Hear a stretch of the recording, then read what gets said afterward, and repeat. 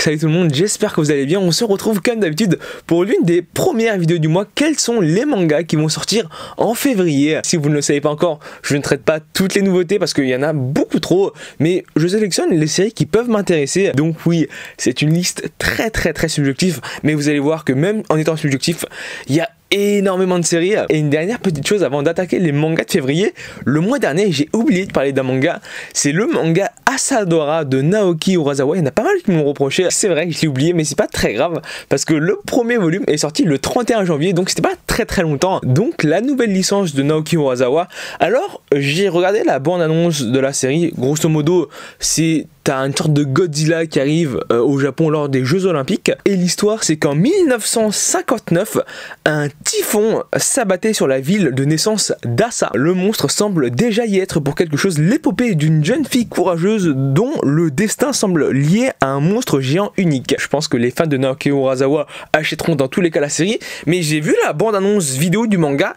Et ce qui me fait un peu peur, c'est que ça ressemble beaucoup trop soit à 20th Century Boy, soit à Billy Bat. Actuellement, je suis pas convaincu de la série. Au Japon, c'est que de volume, donc faut voir un peu ce que ça vaut. On attaque maintenant les mangas qui vont sortir en février. Comme d'habitude, on va attaquer par ordre chronologique de sortie. On a Aku, le chasseur maudit, le volume 5 qui est le dernier volume de la série, dernier volume de ce qu'on pourrait appeler un peu une déception. On s'attendait à beaucoup et finalement le manga est quand même très décevant. J'ai pas encore lu les volumes 4 et 5, mais pour vous dire, j'ai lu les volumes 2 et 3 et ça m'a un peu dégoûté de la série. On va éviter de rester trop longtemps sur des séries parce que sinon la vidéo va être très longue. Asebi et les Aventuriers du Ciel, le volume 8, après le volume 5 de la série qui est l'avant-dernier volume parce que c'est terminé en 6 tomes au Japon. Ça c'est une série qui à sa sortie me faisait un peu de l'œil parce que graphiquement c'est plutôt bon, mais j'attends de voir ce que ça vaut sur le scénario.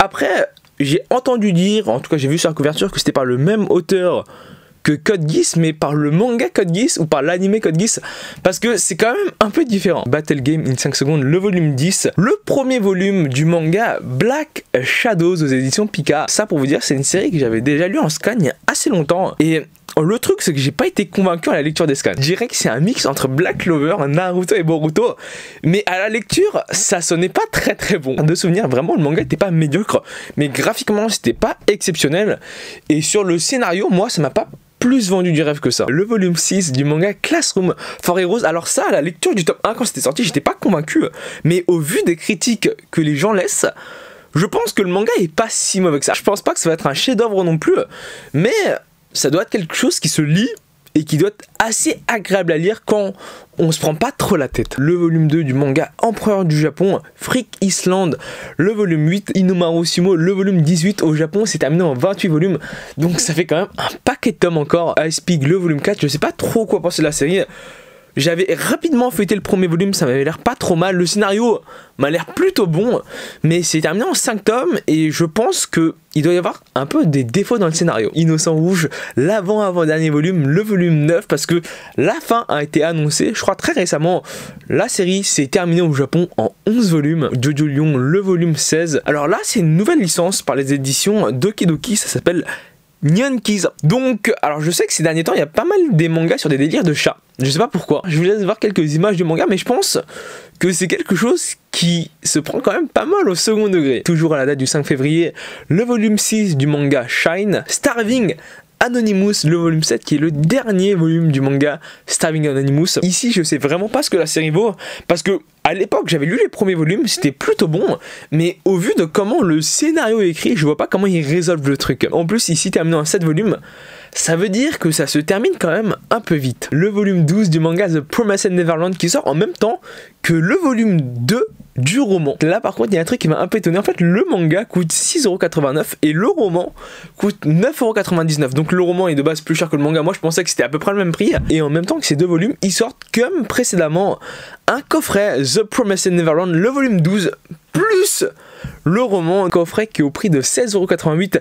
Donc si tu devais acheter individuellement le volume 12 plus le volume 2, ce serait exactement le même prix, c'est juste que là tu as le coffret qui est offert en plus. Ensuite on arrive selon moi sur le meilleur manga qui va sortir pour ce mois de février, en tout cas c'est le manga qui s'est le plus vendu au Japon dans la liste, c'est The Quintessentiel Quintuplé en japonais Gotobu no Hanayome, les volumes 1 et 2 par les éditions Pika. Sur Manga News, c'est écrit que c'est toujours en cours en 13 volumes, mais il faut savoir que la série s'est terminée au Japon, je crois en 14-15 volumes, donc ce qui veut dire que le manga a une fin. On sait ce qui se passe et c'est pas un truc qui est très long non plus. Pour moi, 14 volumes, c'était plutôt un bon compromis, sauf que j'aurais aimé en avoir comme un peu plus. Je pense que 17-18 volumes, ça aurait été un peu mieux, mais après c'est comme le fait l'auteur, donc The Quintessential Quintuplet, les volumes 1 et 2 sortent le 5 février, et ça, c'est sans doute l'une des séries que j'attendais le plus de voir en France. Puis là, je suis un peu dans l'incompréhension parce que on a le volume 7 du manga World's End Harem qui sort le 5 février 2020,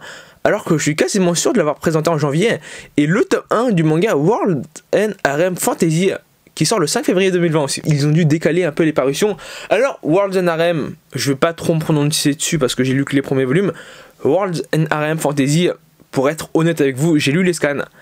C'est pas du tout dans le même délire que World's End Harem. T'as du sexe, ça c'est vrai. Mais alors je crois que même pas que dans World's End Harem t'as du sexe avec le personnage principal. Là dans le fantasy, le personnage principal fait vraiment l'amour. Après c'est pas du hentai au sens propre, mais tu sais que le personnage principal fait l'amour quoi. Pour être franc et sans vraiment rentrer en détail, je trouve le manga plutôt bon. Le dessin est excellent, le scénario est plutôt bon et l'intrigue est assez prenante. Donc si vous aimez bien le délire du manga World's End Harem et tous les mangas quand même assez echis, genre Attache-moi, Yuna de la potion Yuragi, et même je suis prêt à dire que si vous avez été déçu par le manga World's End Harem parce que vous vous attendiez à quelque chose et ça n'a pas vraiment répondu à vos attentes, World's End Harem Fantasy, ce sera sans doute plus votre genre de manga. Et le dernier manga qui va sortir le 5 février, c'est Yuna de la pension Yuragi, le volume 13. Ça, je suis en train de lire le manga, je vous en ferai part dans une vidéo de lecture, mais à mon sens, c'est quand même plutôt bon. On suit ensuite avec les mangas qui sont sortis le 6 février, donc un jour après le 5. On a tout d'abord le volume 11 du manga Dragon Quest, les héritiers de l'emblème. Donc ça, actuellement, c'est terminé au Japon en 34 volumes. 34 volumes, même là, quand je le vois, j'ai du mal à le croire parce que c'est tout bonnement juste énorme. Ça, je pense que c'est un bon manga et il a fallu que je regarde l'extrait vidéo pour m'en persuader. C'est Elle ne rentre pas, celle de mon mari. C'est aux éditions Lézard Noir, c'est en cours au Japon en 3 volumes. J'ai vu le titre du truc, je me suis dit mais non, c'est pas ça. Et en fait, c'est bien ça. Tout est dit dans le titre. Elle ne rentre pas, celle de mon mari. On parle de sa bite. En regardant la bande-annonce vidéo, et je vous la mettrai dans la description, on sent que ça ressemble plus à du slice of life, de la romance, que vraiment un manga érotique. Donc selon moi, ça c'est un manga qui pourrait honnêtement être quand même assez intéressant. Le volume 3 du manga Gigant, suivi là aussi d'une nouveauté et d'un... Alors selon moi, je crois que c'est un nouvel éditeur. C'est le manga Girl Last Tour. Alors ça, je pense que vous devez sans doute connaître l'adaptation animée. Ça va être édité par Omake Book. C'est pas un nouvel éditeur au sens propre du terme, mais ils ont pas beaucoup de mangas. En tout cas, moi, j'en ai aucun. Ils ont Beep Beep Boy par le même auteur que Escort Girl. Et ils ont aussi le manga Personnage qui est en 2 volumes, où je crois c'est un one shot. C'est un manga qui est terminé au Japon en 6 volumes. J'ai lu l'extrait, ça m'avait l'air plutôt bon, en tout cas c'est pas mauvais. Là aussi je pense que c'est un manga à découvrir. Après, est-ce que ça va être marquant? Je pense pas plus que ça. Il s'ensuit le volume 2 du manga Earth Gear. J'ai pas encore le volume 1, faudrait sans doute que je me le prenne, mais le truc c'est que je suis pas spécialement convaincu par la série. Donc je suis quand même un peu sceptique. Deuxième grosse licence qui va arriver en France en février, et ça a été annoncé depuis longtemps par les éditions Cube, même à l'ancienne Japan Expo de 2019. Je me souviens, ça avait déjà été annoncé. C'est le manga Jujutsu Kaisen, les volumes 1 et 2 qui vont sortir. Du coup, quoi penser de la série? Je crois honnêtement que t'as pas mal de personnes qui vont acheter le manga Jujutsu Kaisen qui l'ont déjà lu en scan. En tout cas, dans mon entourage, tous ceux qui vont acheter le manga l'ont déjà lu. Je trouve vraiment le manga très bon. Pour vous dire, dans le style, ça ressemble un peu à Chainsaw Man. Bon, là non plus, c'est pas encore sorti en France. Je me souviens, quand j'ai lu le premier chapitre du manga, j'ai pas trouvé ça très bon, mais ça vient vraiment à s'améliorer par la suite. De toute manière, vu la pub que les éditions Kyun ont fait dessus, je pense que ça va se vendre. Ensuite, Lost Children, le volume 5, le volume 7 du manga Persona 3 qui est terminé en 11 volumes. Donc je trouve que ça fait quand même beaucoup pour une adaptation de jeu vidéo. Après, Persona 3 c'est quand même assez connu. Et le dernier manga à sortir le 6 février, c'est Valkyrie Apocalypse, le volume 3. On avance un peu et on arrive sur le 12 février avec tout d'abord le volume 22 du manga Black Clover. Alors la couverture, je trouve que ça spoil quand même pas mal. Puis encore une nouvelle licence, parce que oui, on a pas mal de nouvelles licences qui viennent en France en février. C'est le manga Dans le sens du vent, Nord-Nord-Ouest. Le mangaka est quand même assez connu en France, mais je pense que la plupart d'entre vous ne le connaissent pas. C'est Irie Aki, parce que il a sorti 2 mangas en France qui s'appellent De 1, ça c'est le moins connu, c'est École Bleue parce que le manga est quand même assez rare. Et le deuxième manga qui est édité par Black Box, qui est je crois en plus juste derrière moi. Je sais pas si vous pouvez le voir mais c'est le manga qui est juste ici. C'est cela. Ce n'est autre que le manga Le Monde de Ran. Donc là, sa nouvelle licence dans le sens du vent nord-nord-ouest. J'ai lu le synopsis et je suis pas convaincu parce que en fait c'est très simple. C'est un manga, alors c'est classé dans policier fantastique. Et je trouve que le combo des deux, ça fait pas du tout affaire. Le mec, c'est un détective. Si je me trompe pas, t'as son oncle et sa tante qui sont tués. Et le coupable principal, c'est son frère. Forcément, si c'est classé dans policier, c'est que le personnage principal veut prouver que son frère n'est pas vraiment le coupable et que c'était un peu une sorte de complot. Sauf que le problème, c'est le fantastique. Parce que le personnage principal a un pouvoir qui est, alors si je me trompe pas, c'est de pouvoir communiquer avec les objets, les appareils électriques. C'est un peu dans le même délire des mangas de détectives où le pouvoir du personnage principal c'est de communiquer avec les morts. Comme vous avez pu le voir, je suis pas convaincu, mais vu que l'auteur nous a plutôt actuellement pondu des œuvres quand même assez qualitatives, je pense qu'on peut lui laisser une chance et ça va être édité par les éditions Soleil Manga. La passion du manga pour les 20 ans des éditions Pika. Et alors je vous montre un peu c'est quoi, juste pour la couverture, mais je pense que vous vous en doutez un peu. C'est grosso modo un recueil d'illustrations. Alors, je vais vous lire le truc.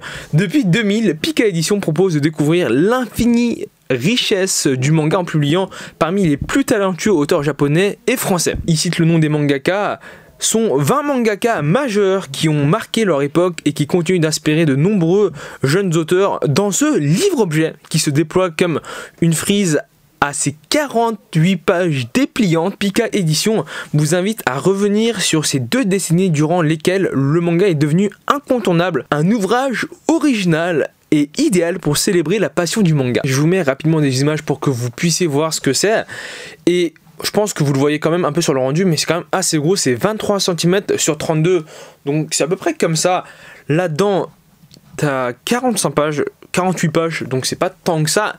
Et le prix est juste hallucinant, c'est 29,50 €. Généralement, c'est des illustrations qui sont même pas spécialement plus belles que ça, donc 29,50 € pour ça, moi je trouve que c'est quand même, faut se le dire, un peu beaucoup cher quoi. Ensuite on a le volume 19 du manga Rikudo qui va bientôt se finir, c'est terminé en 23 volumes. La nouveauté des éditions Pika qui s'appelle Ushikimo, l'esprit du judo. Donc je suis pas trop fan de judo donc c'est pas quelque chose que je vais suivre, mais je pense pas que le manga soit très très bon, il doit pas être très très mauvais non plus. World Trigger, le volume 20, aime ton prochain, le volume 3, alors ça j'ai eu des retours.